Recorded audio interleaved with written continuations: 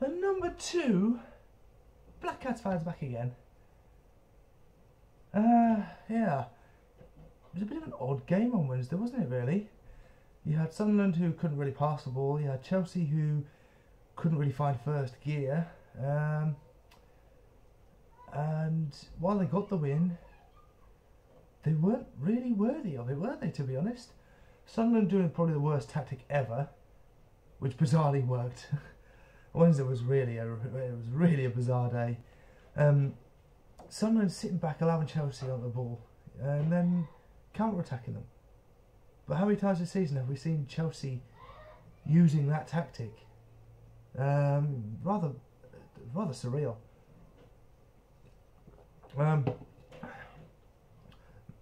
But yeah, it wasn't to be. They got the goal.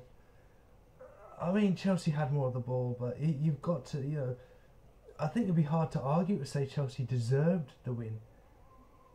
You know, so few shots on target as well. I mean, it took them over half an hour to test Jordan Pickford. Really? You want that from the Premier League champions? Against Sunderland, who's not exactly in the best position at the minute? You don't want that. You know, it was so fucking boring by Chelsea, you know? They were clearly missing Eden Hazard. Diego Costa ended up through one-on-one. Kone comes steaming in, gets the ball, takes out Costa in the process. Fantastic tackle. Can't be faulted, really can't. Yeah, oh, you have to excuse me, I'm fucking knackered. It's been a long week. It's been an awfully long bloody week, man. Not work again today, thank God I'm off tomorrow and Monday. Thank God. But, yeah. So, we ended up losing 1-0. Bit of a shame, because it was Bradley's day as well. Yeah. I can't really make much of the game, to be honest. I mean, while it was a 1-0 defeat, it didn't feel like a defeat, because while Sunderland struggled to pass the ball at times, they weren't that bad against Chelsea, which was quite surprising. Because I was expecting us just to be playing at the park, left, right and centre. Didn't really happen.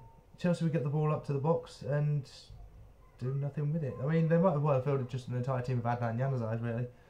But even then, Januzaj, I've got to say, had the best game of the season that he's had so far, because he was getting the ball in areas, he was taking shots. One of his shots, I tell you what, if it had been on target, Courtois was rooted to the spot. He would not have saved it. It's as simple as that. But it just went slightly high, slightly wide. So, each to their own. But that moves us on to another Premier League preview. Good God, it's Sunderland versus Watford. And you know what? If there is a team that has been blowing hot and cold all season, it is Watford. They have blown more hot and cold than the bottom 3 of the Premier League combined. That's how bizarre Watford have been this season. And a lot of people are calling this a must-win game for Sunderland. And you know what? I'd have to agree. If we don't win this, it will be over. Simply put, we've got some tough games on the fixture list coming up. Winnable games, don't get me wrong, because I mean, Manchester United, they're having a bit of a torrid time, aren't they? And then you've got Liverpool, you know, and let's not forget Liverpool play us with having, I believe it's a 36-hour gap in between games, roughly, maybe slightly more. They don't get the full 48 hours like everyone else does, and they've been complaining about it. So, you know, we've got something that we can use there. That being said, though, they're tough games. We need a win today to really get the ball rolling again. Then you get the big clubs out of the way. If we get something from them, great. If we don't, then we move on again, you know. I don't know what to expect from this, because like I say, everyone's calling it. Watford have been blowing hot and cold this season. It's unreal. The only thing that we can really say that has going for us is we played decently against Chelsea. Not the best, not by any means the best. We played decently enough. And Watford didn't take the chances against Manchester City, and then ended up losing 2-0. So if we can keep it like that, but we take our chances, we could be looking at a good, strong victory here. The man to watch, provided he's back, is going to be Victor Anichebe. He's going to be the one that's going to give that Watford defence the biggest test if he's back. If it's just Jermaine Defoe up front, I can't see us winning. I really cannot see us winning a thing. That said, you know, obviously you've got Perini back. He's starting to find his feet now. As far as Watford go, I'm expecting them to have a lot of the ball again. I'm expecting them to really push forward. And we are going to have to counter. We really are going to have to counter them. God, I look like a zombie, don't I? Jesus Christ, look at my eyes. Yeah, Walking Dead, coming to YouTube. So, yeah, man to watch at each of me. So who's going to be the pre-Bell end? Oh, it's going to be a tough one, isn't it? It's going to be a tough one. I'm going to have to go, is Amrabat? I think that's his name, Amrabat, something like that. Because he's struggled in the Premier League so far. Hasn't really found his feet. Don't know, he's found his feet more than what Zaza has. Less said about him the better. I think West Ham fans would agree there as well.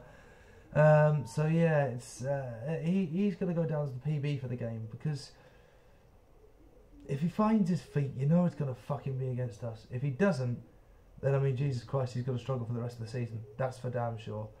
So moving on, I'm going to go to the prediction. I'm going to say Sunderland will win this 2-0. It's going to be a tight game. You know, I don't think, you know, you can look at the stats all you like. Oh, Watford have had 70% possession. They've had 10 shots on target. Remember, it only takes the one shot on target. You can have 10 shots on target all day long, still doesn't mean you're going to score. It only takes the actual one to score. You know, so fingers crossed anyway. Oh, still no sign of baby yet, and he's due tomorrow. His due date is tomorrow. Oh, I'm fucking knackered as well. Joys, eh? Joys. Right, well, let me know your predictions in the comments below. Like the video, subscribe to the channel, and the number 2 will see you for the final whistle. I kind of like that. Number 2 will see you for the final whistle. That's pretty damn neat by me. Blowing my own trumpet, overinflating my ego. Why not?